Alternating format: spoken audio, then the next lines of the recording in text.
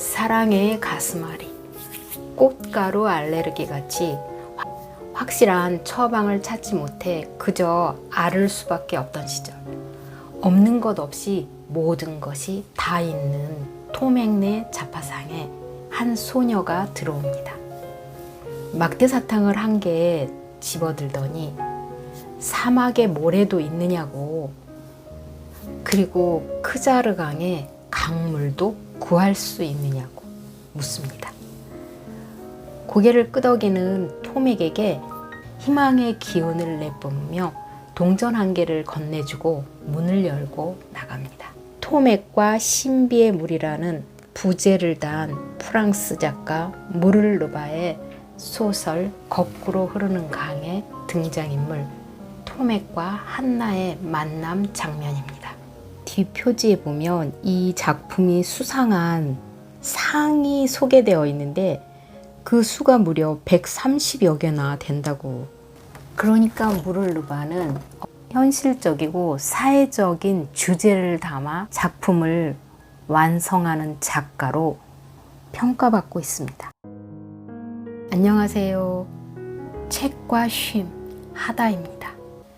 바짝 조인 자의식을 느슨하게 풀어놓고 의식의 흐름대로 있는 그대로 시간을 보내고 싶을 때, 주어진 일과가 매일같이 반복되어 지루하게 느껴질 때, 판타지풍의 가벼운 소설 어떠세요?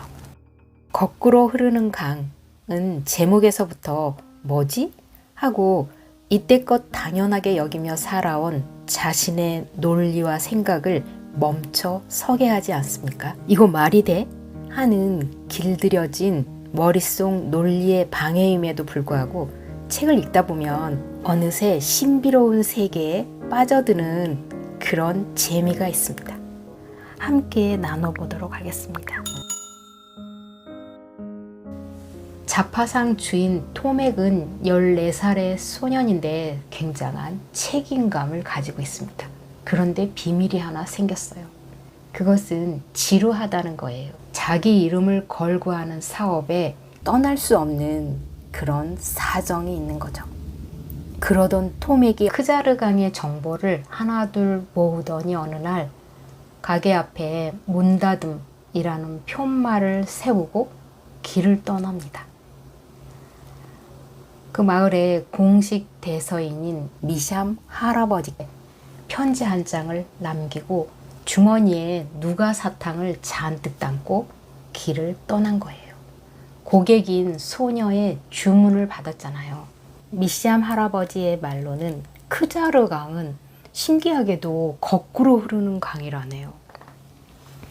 그런데 그 강물은 한 방울만 마셔도 영원히 죽지 않는 효험이 있다는 거예요. 그렇지만 아직까지 크자르강을 찾아 떠난 누구도 살아 돌아온 사람이 없다고 합니다. 그 소녀는 그 강물을 구해 돌아올 수 있을까요? 어쨌거나 일상의 흐름을 닫고 길을 떠난 소녀의 기쁨이 얼마나 대단한지 들판을 걷고 걸어 외떨어진 이 나무까지 왔던 거야. 떠나온 것이 사무치도록 실감나는 순간이었다.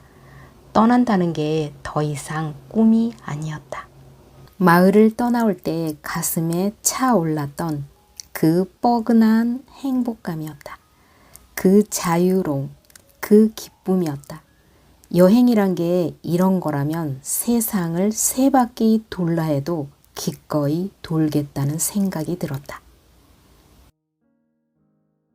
이제 이야기는 소년이 거꾸로 흐르는 강에 도착할 때까지 숲속에서 만나는 신비로운 일들이 펼쳐지기 시작합니다.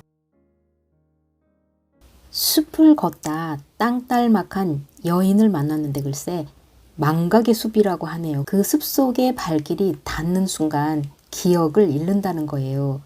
그런데 신기하게도 나 자신이 아닌 제3자인 그들의 기억 속에서 내가 사라진다는 거예요. 다시 말해 나의 존재라는 게 누군가 그들과 함께 할 때만이 의미와 가치가 있다는 뜻으로 읽혔어요. 나 자신만의 동굴과 사해라는 커다란 동굴을 분리해 볼 수 있겠더라고요. 그리고 어느 날은 잠에서 깨어 눈을 떴을 때 머리맡에서 누군가 책을 읽어주는 것을 알게 되었어요. 마을에 있는 큰 규모의 도서관에서 책을 빌려다 남자건 여자건 아이들이건 어른이건 가리지 않고 교대로 돌아가며 잠을 깨우는 주문을 한 거래요. 그리고 소녀는 그곳에서 고객인 소녀 한나의 편지를 전달받아요. 편지에는 일상의 흐름을 깨고 미지의 세계로 여행을 떠난 용기를 칭찬하며 새에 얽힌 사연이 있었어요. 새는 아버지가 6살 때 사준 것인데 1000년 전에 살았던 공주가 마법에 걸려된 새였고 그 값이 너무나 엄청나서 아버지는 집과 재산을 다 팔고 사채까지 얻어야 해서 집은 풍비박산이 나고 급기야 엄마는 집을 나가게 되었다는 거예요.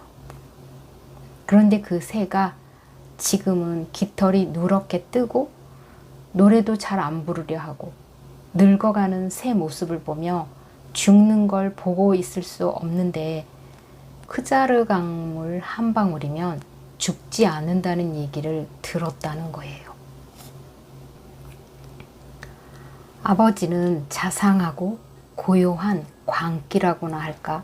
미쳤다는 말이 맞을 만큼 이 소녀를 사랑했고 행복에 겨워했다는데 두 사람이 먹고 살기도 빠듯한 살림에 새 시장을 찾아다니다가 기력이 다해 얼마 전에 돌아가셨대요. 소녀는 다시 일어나 길을 떠납니다. 어려운 고난들이 이어지기 시작해요. 존재하지 않는 섬이라는 곳에 도달하게 되는데 그 섬에 한번 들어가면 누구도 빠져나간 사람이 없다는 거예요. 그런데 방법이 하나 있긴 있었어요. 수수께끼의 답을 맞추면 되는 건데 같이 한번 맞춰볼까요? 우린 자매다. 나비 날개처럼 부서질 듯 여리지만 그래도 우리는 세상을 사라지게 할 수 있지. 우리는 누굴까?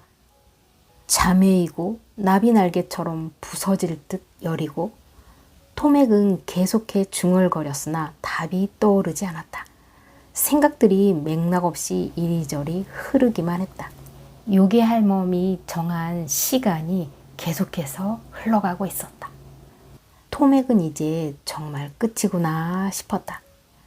모든 것을 사라지게 하기 위해 눈을 감았다. 사라지게 한다고? 답을 찾아냈다. 그래, 바로 그거야. 토맥은 다시 눈꺼풀을 가만히 내리닫았다. 눈꺼풀? 눈꺼풀이 2개이니 자매인 거지? 그리고 나비날개처럼 여리디 여리고 세상을 사라지게 할 수 있는 거지. 그건 눈꺼풀이야, 눈꺼풀. 토맥은 가슴이 터져라 소리를 질렀다. 드디어 계곡 바위 틈에서 솟구치는 물방울이 산 꼭대기 쪽으로 튀어오르는 거꾸로 흐르는 강을 만나게 됩니다. 거기에 한나라는 소녀도 당도에 있었어요. 죽지 않게 해주는 물. 토맥과 한나는 얼른 두 손을 물속에 담가 보았다. 하지만 두 사람은 물을 마시지는 않았다. 그들의 상상을 뛰어넘는 너무나 엄청난 존재와 마주한 이 순간 자신이 너무도 무력한 존재임을 절감할 뿐이었다. 그리고 어릴 적 나름 중요했던 질문들이 머리를 스쳐 지나간다. 정말 죽지 않고 영원히 살기를 바라는 걸까? 어느 날 마감하는 것이 삶이기에 더욱 소중한 것이 아닐까? 영원히 산다는 건 어쩌면 죽는 것보다 끔찍한 일은 아닐까?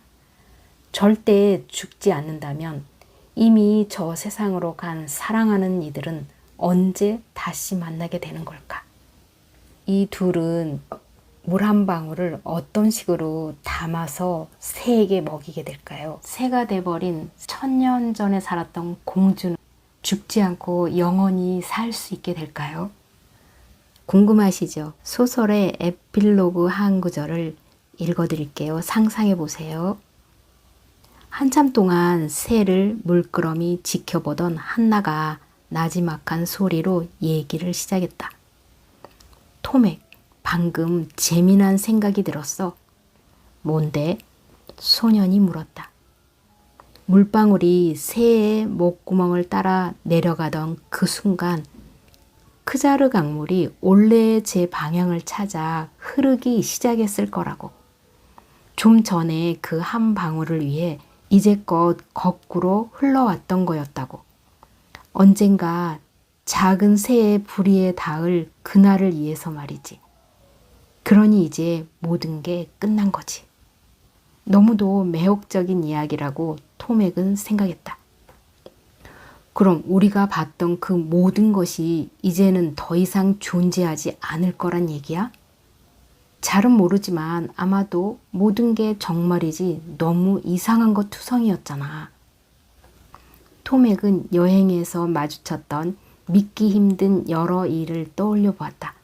망각의 숲도, 숲속의 곰도, 돛이라 불리던 펄럭이는 푸른 꽃도, 존재하지 않는, 아니 존재하는 섬도, 그네 타던 요괴 할멈도, 열매 다람쥐가 자라는 나무도 마치 꿈이었던 것처럼. 한나가 말을 이었다. 결국 그곳에서 우리가 가져온 거라고는 아무것도 없잖아. 빈손으로 떠나서 빈손으로 돌아온 거지. 그때 토맥의 얼굴에 환한 미소가 번졌다. 토맥은 계산대 안으로 달려갔다. 토맥은 한나에게 작은 향수병을 내밀었다. 숲속의 곰, 페피곰이 선물한 그 향수였다. 한나는 향수병 뚜껑을 열고 향기를 깊게 들이마셨다. 나지막한 언덕 위, 악사들의 음악에 맞춰 춤을 추고 있는 이들이 보였다. 벤치에는 토맥과 한나가 친구들에 둘러싸여 꽃비를 맞으며 나란히 앉아 있었다. 아, 토맥, 한나가 속삭였다. 그때였다. 횃대에 앉아있던 새가 생애 처음으로 영혼의 노래를 부르기 시작했다. 신비롭고 영혼 맑은 물에 아무 생각 없이 푹 잠겨드는 상상, 괜찮으신가요?